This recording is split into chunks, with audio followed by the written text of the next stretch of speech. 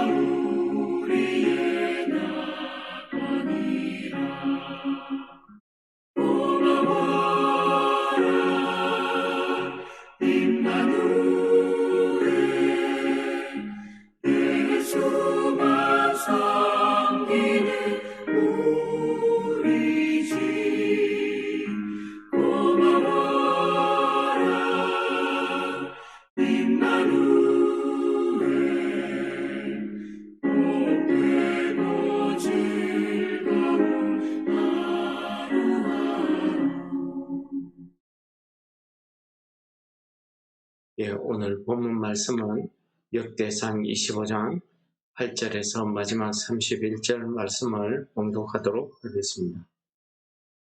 이 무리의 큰 자나 작은 자나 스승이나 제자를 막론하고 다같이 제비 뽑아 직임을 얻었으니 첫째로 제비 뽑힌 자는 아삽의 아들 중 요셉이요 둘째는 그달리아이니 그와 그의 형제들과 아들들 12명이요 셋째는 삭불이니 그의 아들들과 형제들과 12명이요 넷째는 이스리이니 그의 아들들과 형제들과 12명이요 다섯째는 느다냐니 그의 아들들과 형제들과 12명이요 여섯째는 북기야니 그의 아들들과 형제들과 12명이요 일곱째는 여사렐라니 그의 아들들과 형제들과 12명이요 여덟째는 여사야니 그의 아들들과 형제들과 12명이요 아홉째는 마따냐니 그의 아들들과 형제들과 12명이요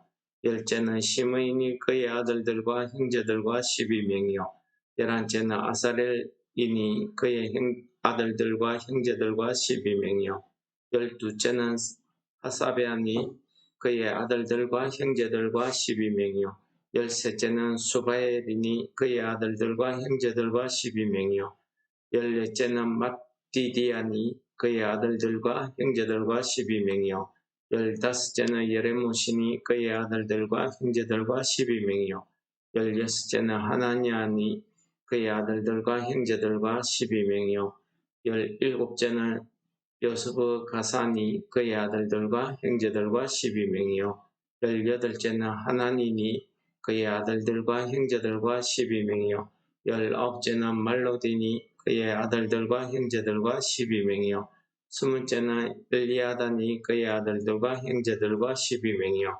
21째는 호딜이니 그의 아들들과 형제들과 12명이요 22째는 깃달디니 그의 아들들과 형제들과 12명이요 23째는 마시오시니 그의 아들들과 형제들과 12명이요 24째는 로맘디에리 에셀이니 그의 아들들과 형제들과 12명이었더라. 아멘. 어제 말씀에 이어지는 내용입니다. 이제 다윗이 예루살렘 성가대를 조직하면서 그 성가대에 해당되어지는 12반차에 해당되어지는 성가대의 반차를 뽑는 내용, 그리고 거기에 들어간 명단과 사람의 수를 오늘 본문 말씀이 기록하고 있습니다.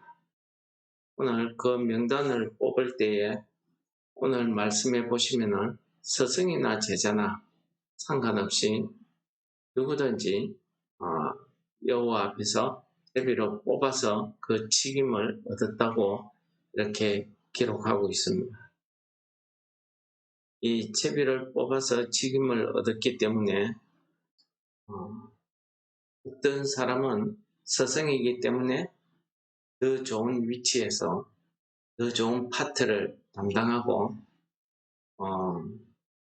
제일 순서도 제일 먼저 하고 이런 게 없다는 것입니다.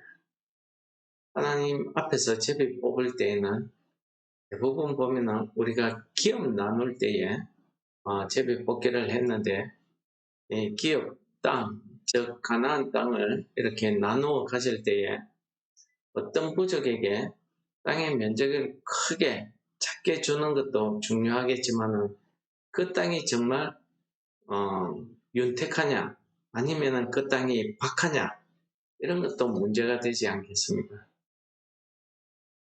이 당시에 이스라엘 백성들은 제비를 뽑는다는 것은 하나님께서 결정해 주신다 라는 데에 대한 믿음이 있었다고 합니다. 그러니 오늘 다윗도 이 예루살렘 성가대에 24 반차를 정하면서 그 정할 때에는 그 반차의 순서에 따라서 그 책임을 나누어서 정했다 하는 말씀을 우리가 알 수 있습니다. 이제 오늘 말씀 가운데 제일 많이 등장하면서 가장 중요한 내용이 뭐냐면은 이렇게 그 반차에 따라서 그 우두머리 그 가족들의 성가대원들을 이렇게 뽑는 데 보시면은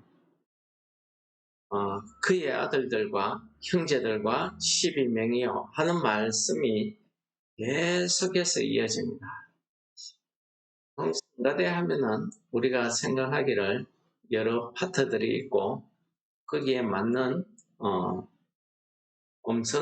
음색을 가진 사람들로 이렇게 아름답게 구성해서 하는데 오늘 하나님 앞에 신령한 노래로 찬양을 하게 되는 이 예루살렘 성가대, 이 찬양을 하게 되는 이 레이지파 사람들은 보면은 구성이 우두머리를 중심으로 해서 그 집안에 있는 그의 아들들과 그의 형제들이 구성이 되어 있더라는 사실입니다. 놀랍지 않습니까? 한 집안에서 아들들은 물론이요, 자기 형제들이 즉 한 집안이죠. 한 집안, 한 가정이 함께 하나님을 신령한 노래로 찬양을 하더라 하는 것입니다. 그러다 보니 우리가 어제 읽었던 말씀에 보시면은 이 앞에 있는 아삭과 해만과 여두두는 왕에게 속했고 그의 왕에게 지위를 받고 또 그들의 자녀들이 그의 아버지의 지위를 받아서 찬양을 하더라 하는 것을 이야기하고 있습니다.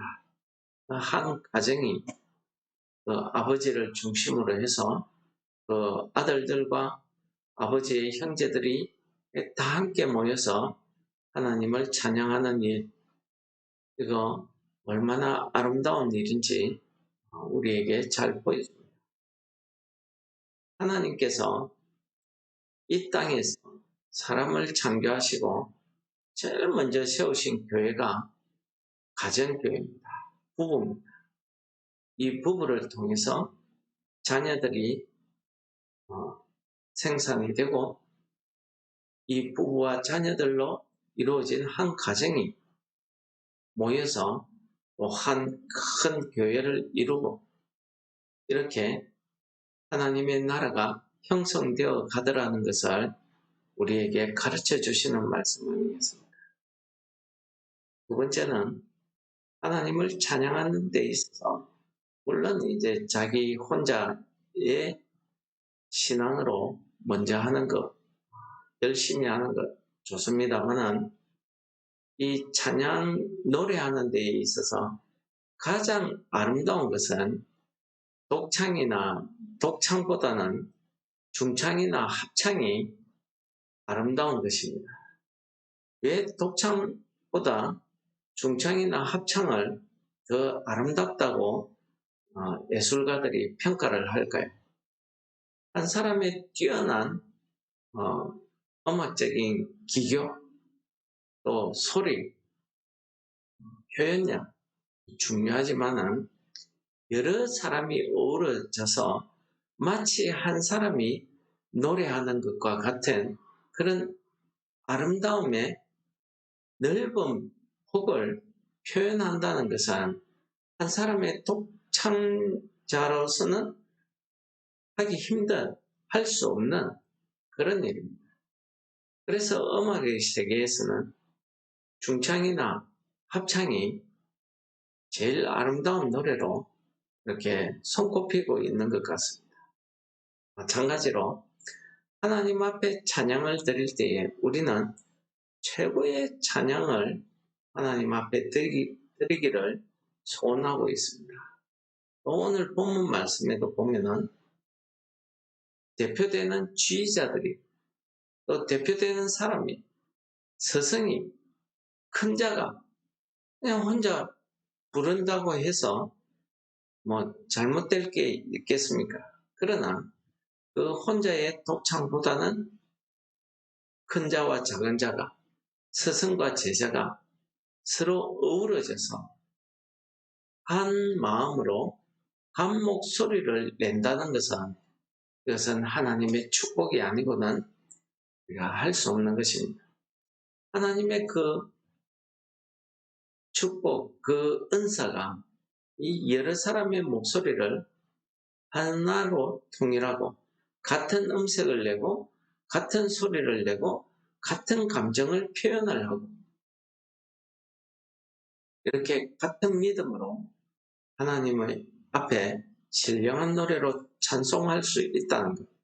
그것은 하나님께서 주시는 놀라운 은사이자 축복입니다.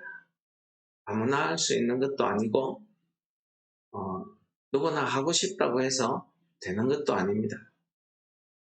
우리 가정이 한 믿음으로 하나 되는 것 얼마나 중요한지 모르겠습니다. 더욱이 한 믿음의 가정이 한 목소리로 하나님을 찬양하는 것 정말 축복인 줄 믿습니다. 그래서 저도 우리의 소원은 제 소원은 항상 온 가족이 모여서 하나님 앞에 찬양하는 것, 한 목소리를 찬양하는 것, 이것을 기도하고 있습니다. 그의 아들들과 그의 형제들이 다 모여서 신령한 노래로 여호와를 찬양하는 것, 그것은 정말 하나님의 크신 축복인 것 같습니다.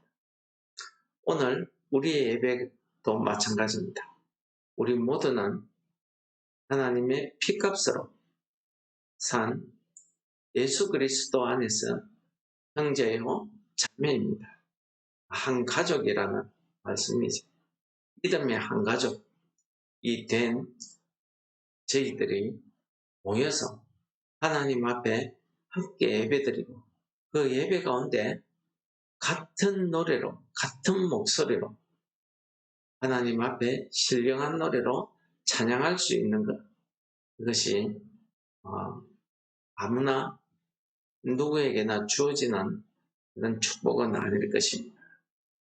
오늘 우리가 주일 예배를 드릴 때에 우리가 한 목소리로 찬송하는 것, 하나님의 축복이고 우리에게 주신 은사인 줄을 믿습니다. 오늘도 그런 하나님의 축복을 누리시는 우리 성도 여러분들 되시기 바랍니다.